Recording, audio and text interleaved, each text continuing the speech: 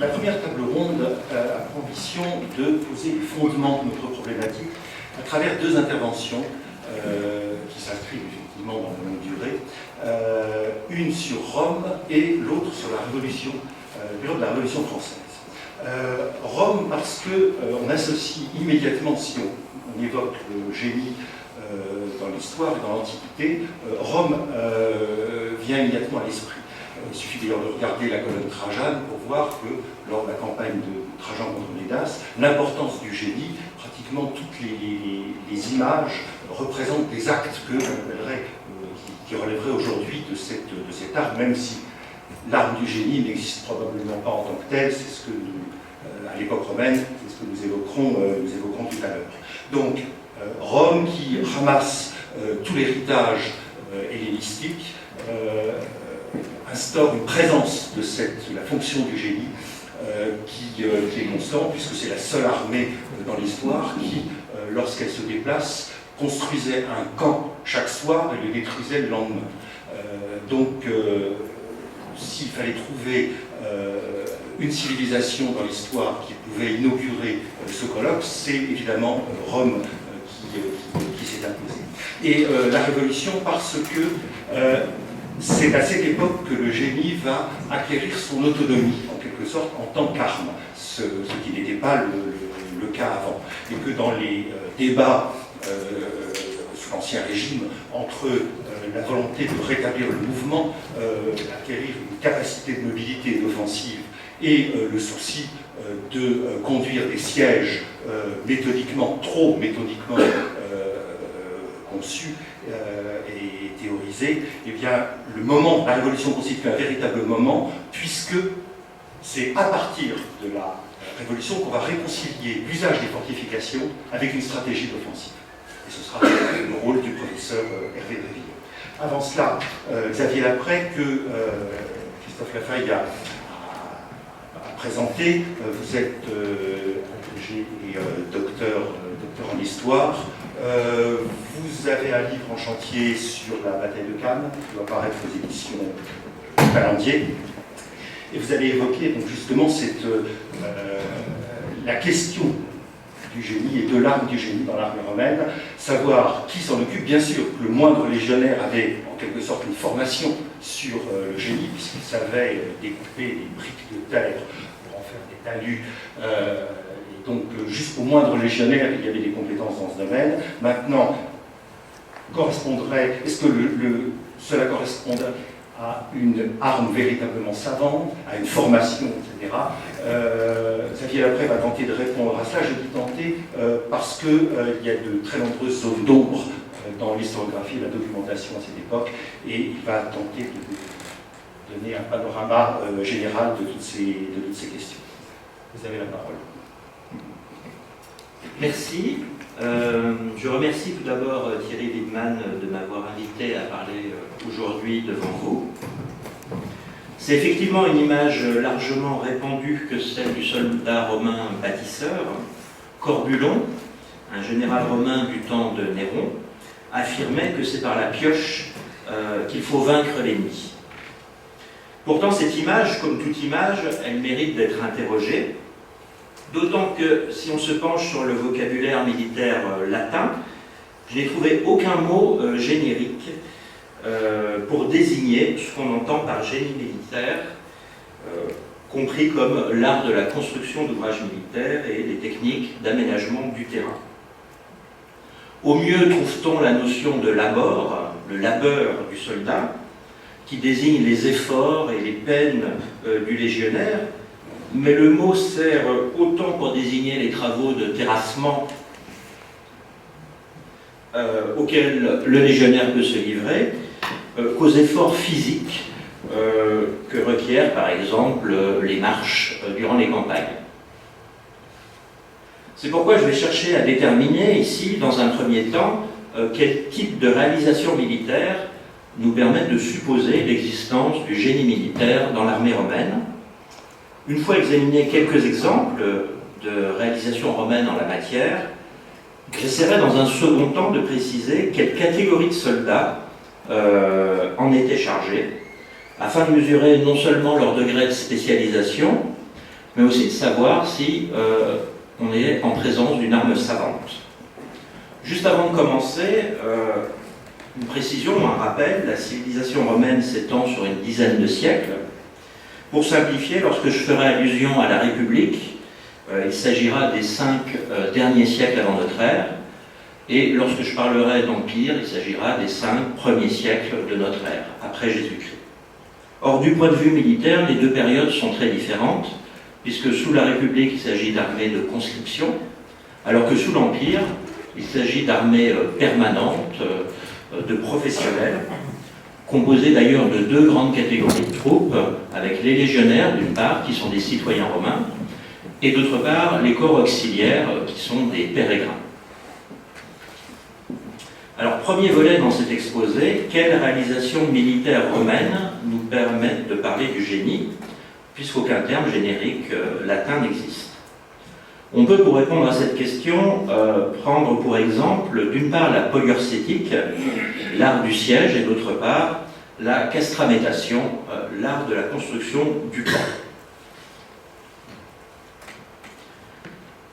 Alors, dans l'art du siège romain, la poliorcétique, on connaît quelques exemples célèbres, comme la rampe d'assaut de Massada, qu'on a retrouvée en Israël, ou bien les lignes de circonvallation ou contrevallation à Alésia.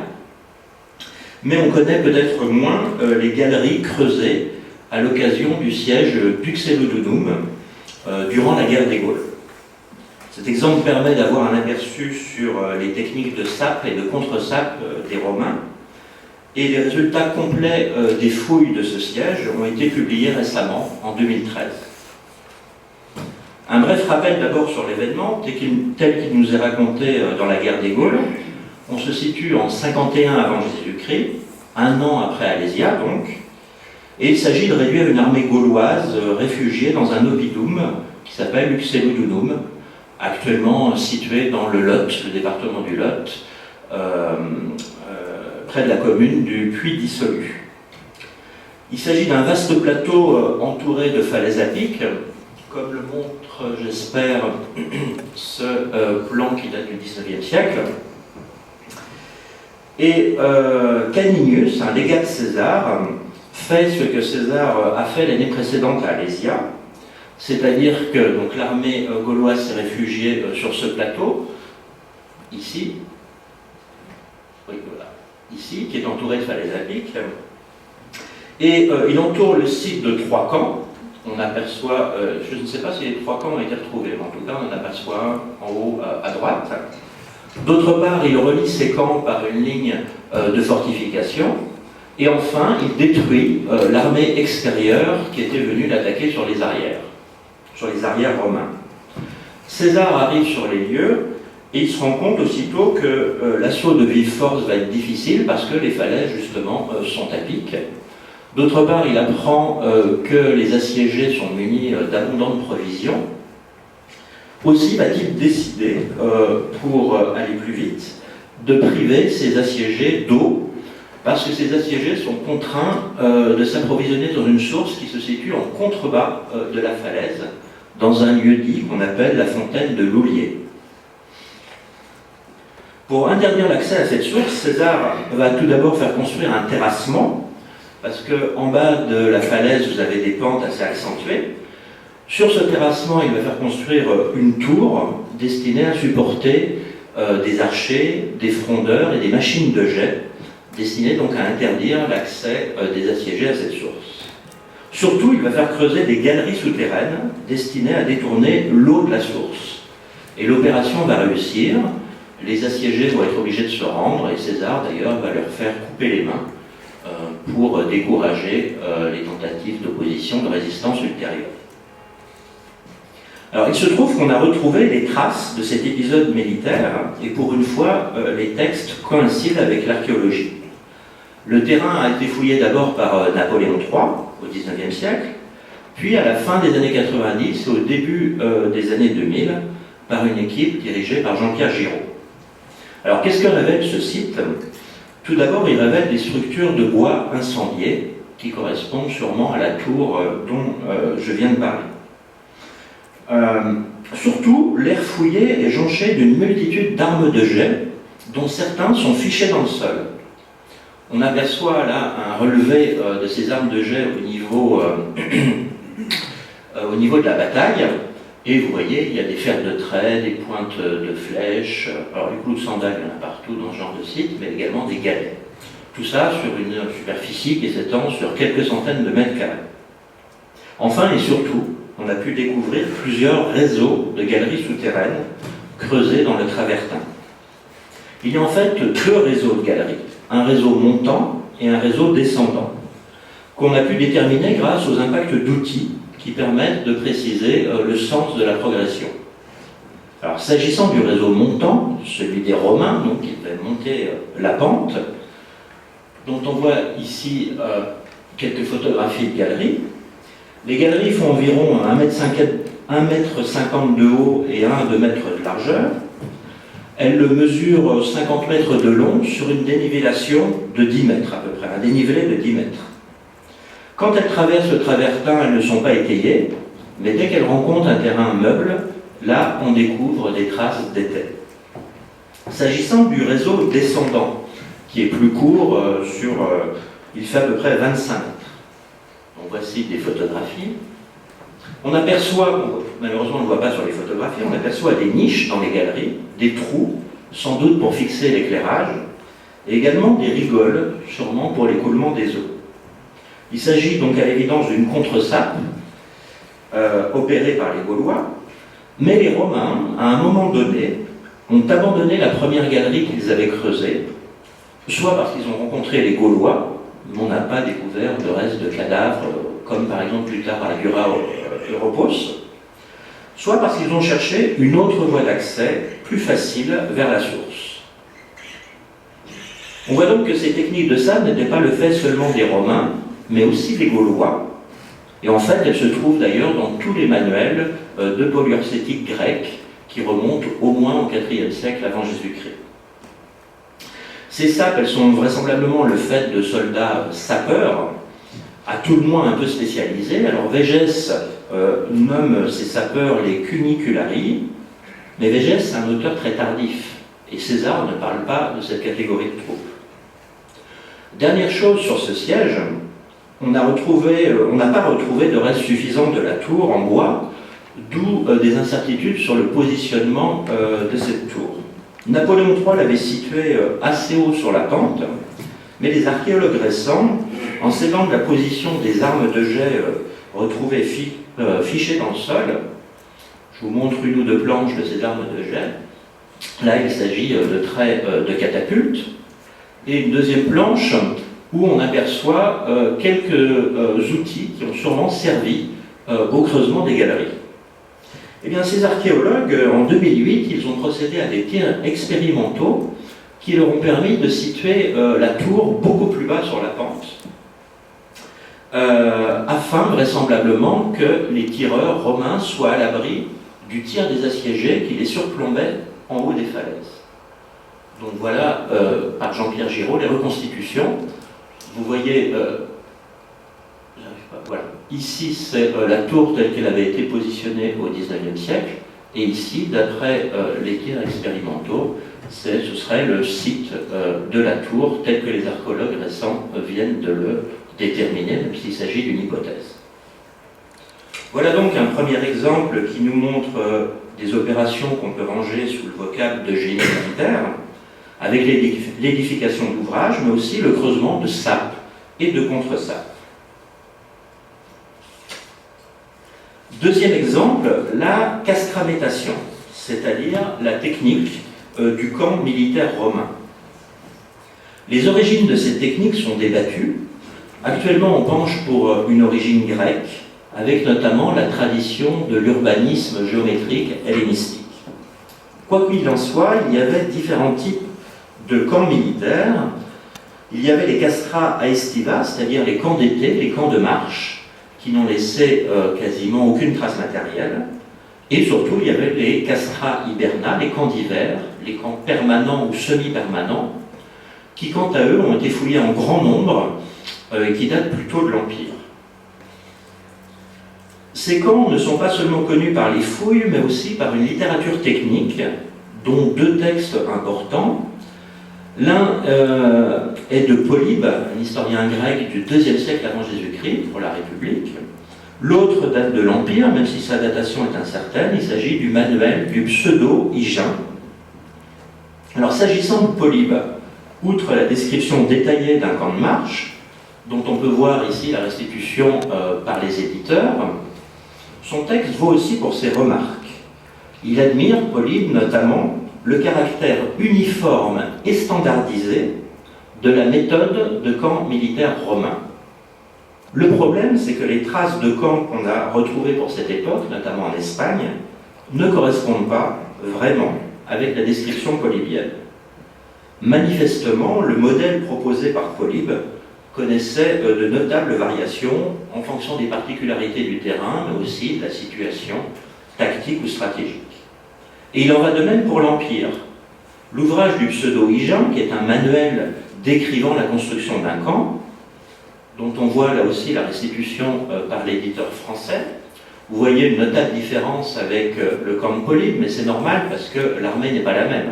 Son organisation, l'articulation des unités a changé.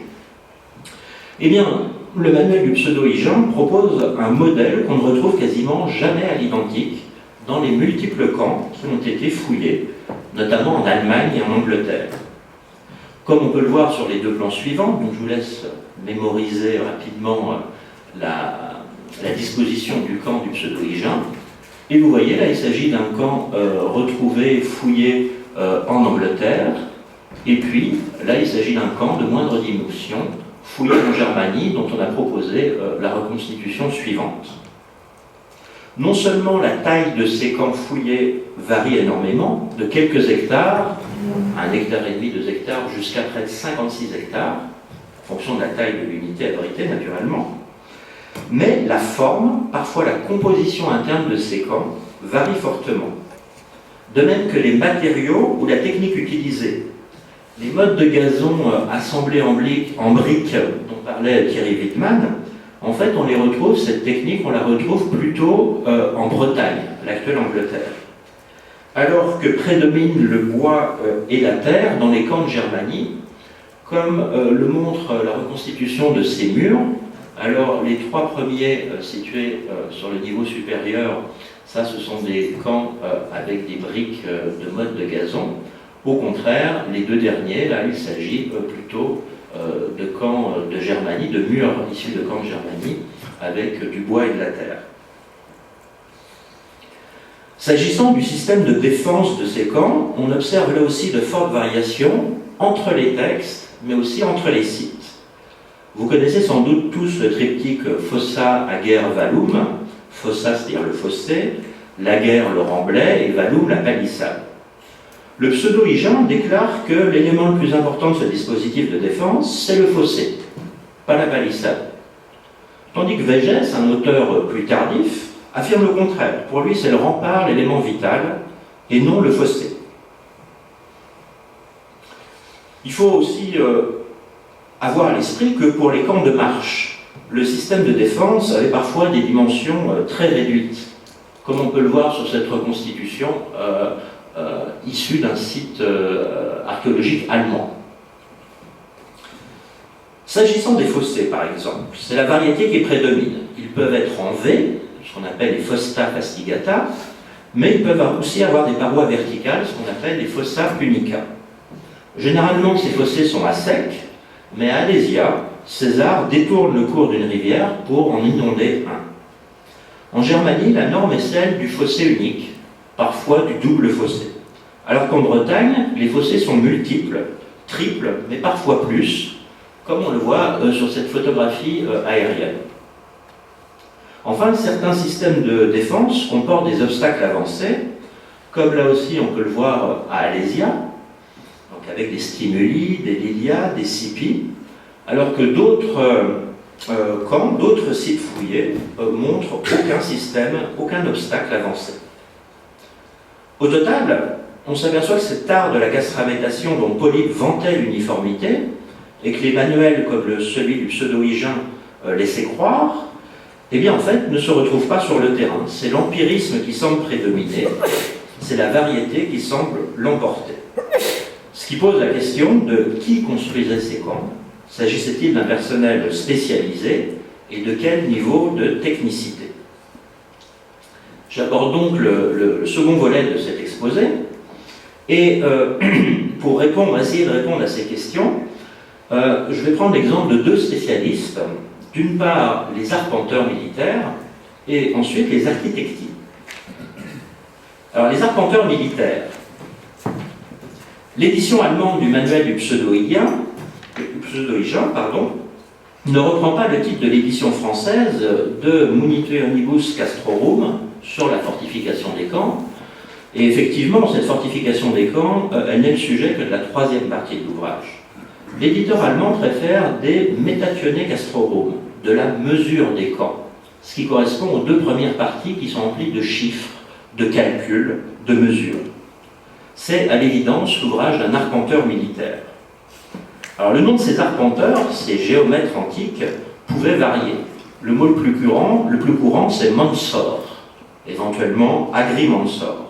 Mais on trouve Metator ou Grammaticus, du nom de la groma, qui était l'un des instruments privilégiés de ces arpenteurs, dont on a retrouvé une figuration sur une stèle de Pompéi, assez célèbre. Et pour donner un peu d'animation à cet exposé, je vous montre une photographie de ces équipes d'amateurs qui essaient de reconstituer le vécu d'une légion. Là, ici, c'est une équipe d'amateurs français. On en trouve beaucoup en Angleterre et en Allemagne. Alors, ces arpenteurs utilisaient aussi d'autres instruments, notamment le korobat, une sorte de chevalet avec un niveau à eau, dont on voit ici une reconstitution par l'archéologue Jean-Pierre Adam.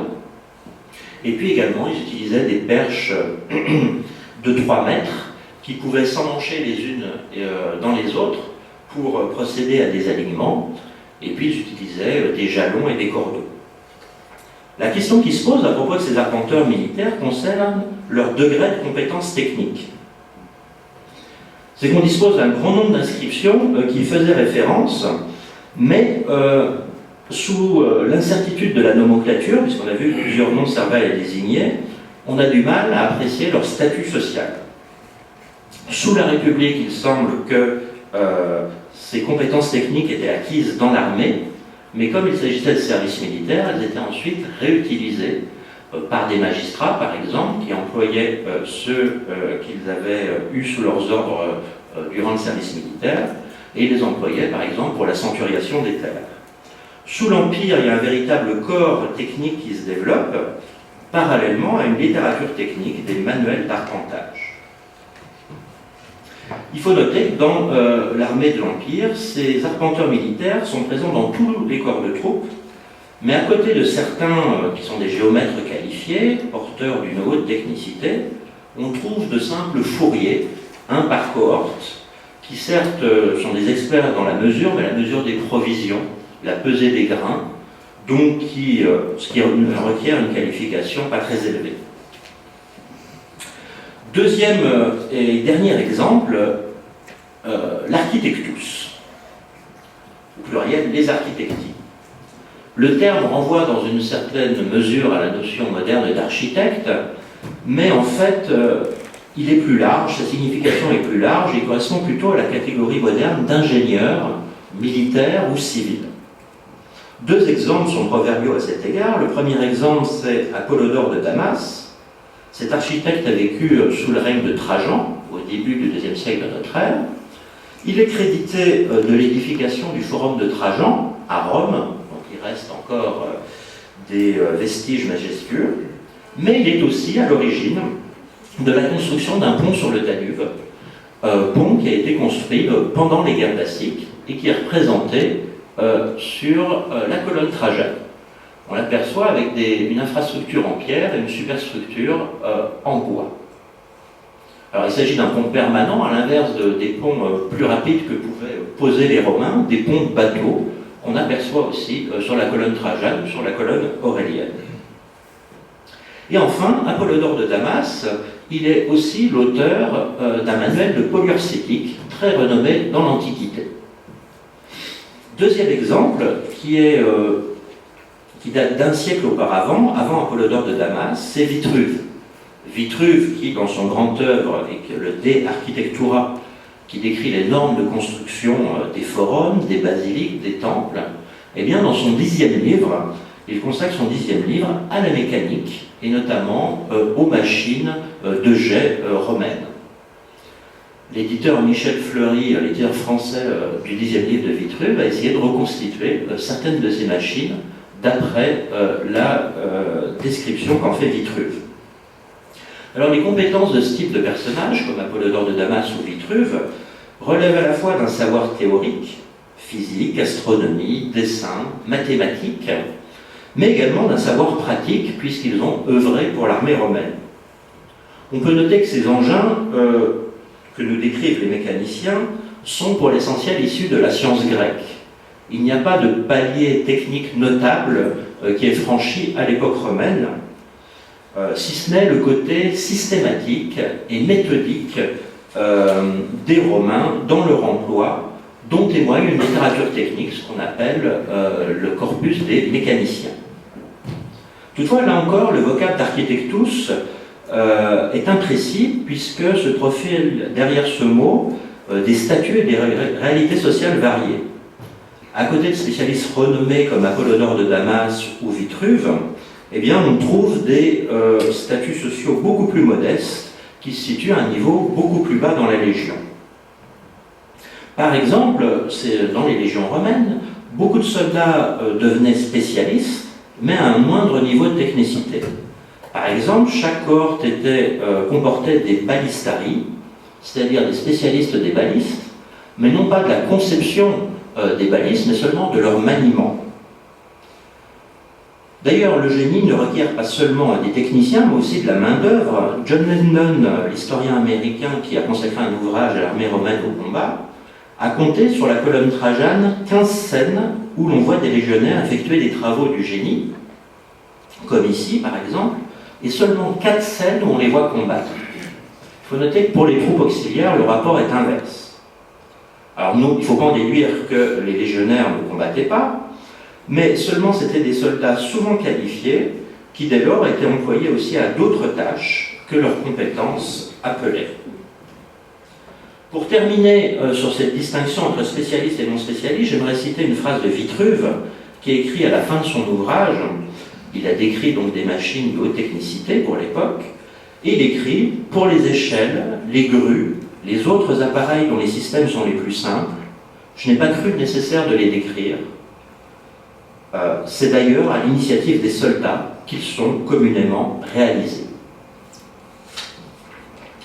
On voit donc que cette distinction spécialiste-non spécialiste, il faut plutôt la voir comme une gradation de compétences. Il me reste 1 minute pour conclure. Alors en définitive, même s'il n'y a pas de mot latin générique pour désigner le génie militaire dans son ensemble, on s'aperçoit d'abord que des opérations de génie militaire sont à la base de bien des opérations de l'armée romaine. On l'a vu pour les sièges ou les camps, mais on aurait pu le voir aussi pour les batailles rangées ou pour la flotte. Les réalisations du génie, elles sont exécutées par des individus au statut divers, au sommet des spécialistes hautement qualifiés et à la base des soldats, dont certains étaient dotés d'une certaine spécialisation technique. Mais ce qui est notable, c'est qu'ils ne paraissent jamais avoir été regroupés en unités ou en sous-unités spécifiques. Ils sont plutôt versés dans chacun des corps. Ce qui est apparu, enfin, c'est qu'on ne peut pas toujours faire la distinction entre du personnel spécifiquement militaire, mais parfois affecté à des tâches civiles, et des techniciens civils, parfois employés par l'armée. Peut-être est-ce parce que la distinction entre le civil et le militaire n'est pas toujours pertinente pour certaines périodes de l'histoire romaine. Je vous remercie de votre attention.